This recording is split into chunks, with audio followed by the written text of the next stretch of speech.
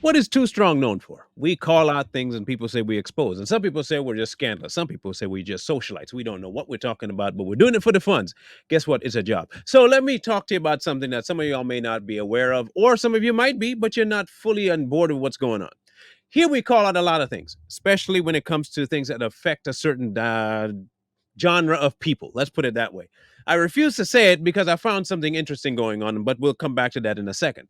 You know how rap music has a whole bunch of crazy stuff in it, right? Either from the messaging to the imagery and to what they suggest kids should do, adults should do, women should do, men should do, right?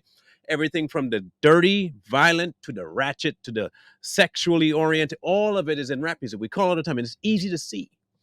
And we also call out the LGBTQ thing when they try to push that on people that are innocent. We call that out all the time. But what rarely gets spoken about, very rarely, because it's always hidden in humor, and I mean almost 100% hidden in humor, is when the heterosexuals started to do it.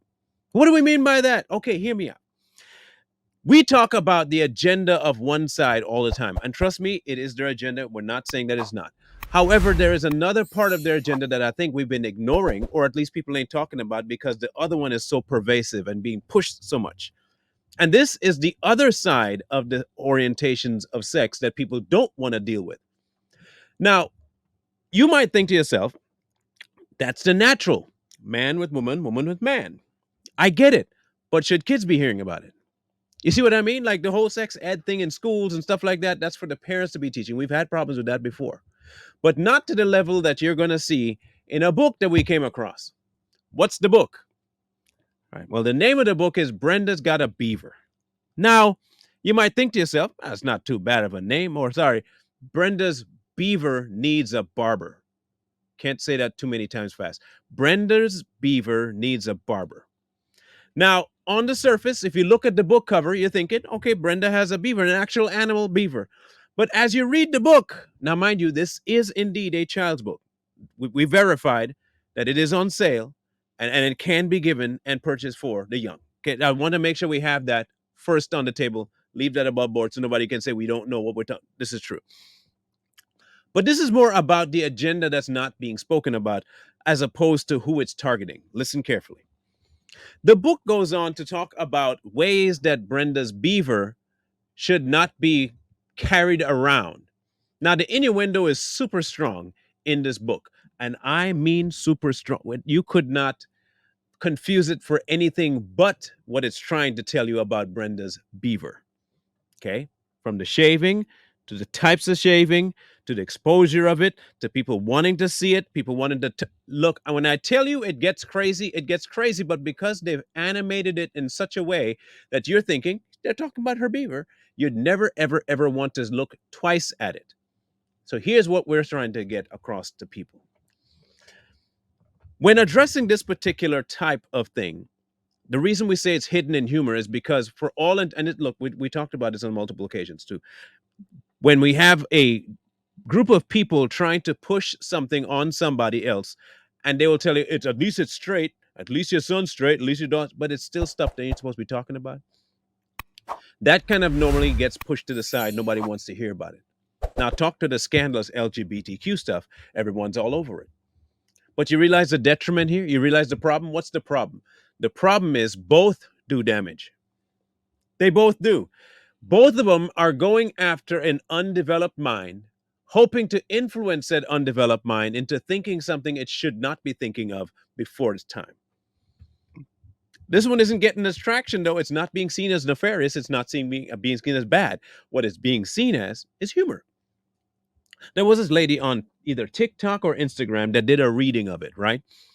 And the way she approached the book was as though she had a fake cigarette in her mouth and she was talking in a really heavy southern drawl. And she was talking about Brenda's beaver. And she was trying to tell her friend about it. And all this was happening. And the person next to her in a kind of a split screen was just dying laughing at this idea of this innuendo to do with a beaver and Brenda. Now, on this, I mean, I'm talking about thousands of views, okay? Now, when you look at it, you think, man, that's really funny that they would put that kind of stuff in that kind of a way. It's funny. But ask yourself the very simple question, is it just as bad? The answer is yes. You don't have to think very long. And even if you say no, that's on you. It is as bad, if not worse. Here's why it's not, might possibly be worse. In a lot of ways, you're exploiting the mindset of not just the young, but also the growing older ones to think in some way, shape, and form that this kind of behavior is acceptable in public view. It's no different than rap music. It's no different at all. Why? Because at least in rap music, it's blatant about it. This one is kind of just under the surface. But what happens if this becomes mainstream, becomes normal, becomes the kind of thing that everybody talks about, and before too long, the rest of society starts following both trends, the perverse on the LGBT and the perverse on the hetero? What happens then? You know what happens then? We have degradation of society. Plain and simple. It just breaks all the way down. All the way down. But nobody's talking about the straight attack. No pun intended. This is indeed a straight attack. This is the other side of the coin. It is very easy, and I mean super easy because they make it so flamboyantly available to criticize the community at large, the LGBT, for what they're trying to push on everyone.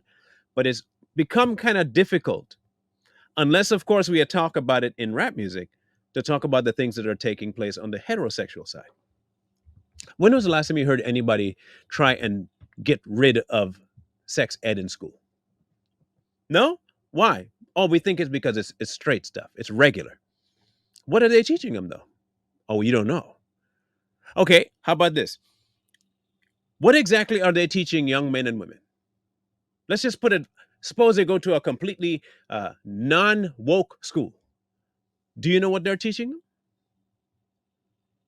You see, the problem here is that we've kind of ignored the small thing, small, of the heterosexual attack, and we've blown up the other of the gay agenda, when both of them are working simultaneously to accomplish the exact same end: society's destruction. It's pretty simple. In one, I take what is supposedly natural and I pervert it, and I take the other, which is already perverted, and pervert it even more. What do you end up with? A cocktail that will just completely explode, and no one's talking about the other part of it. No one, because it's hidden so well, or because we have actually not been able to introspect our side. I think more it's that way, that we don't want to criticize the other side because the one that we're attacking is so much more crazy. You understand that a car going 30 miles an hour can kill you too, right? you you know, a car don't got to be going 105 to 200 miles an hour to destroy your junk, right? You know that, right?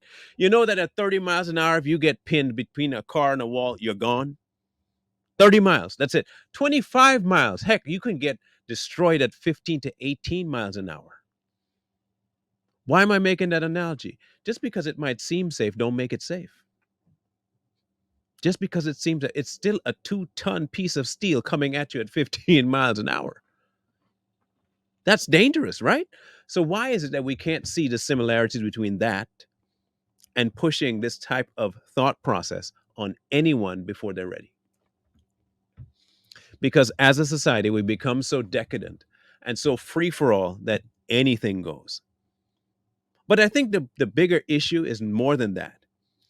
We don't see both sides equally evil because one of them, we've convinced ourselves it's us, so it can't be that bad. The other side is them. We know that they're that bad. If you want to be able to be one that has a mind that's functional properly, you have to be able to introspect, look at your side, and see when they're doing wrong so you can call out both sides equally. This is what this is. This Brenda Beaver book is deplorable, but it's hidden behind satire and humor and the straight.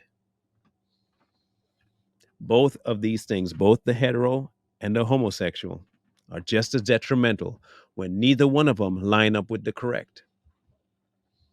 Now, you can go see if you can find the book, complain, do whatever you got to do, or simply keep it out of the hands of the people you care about.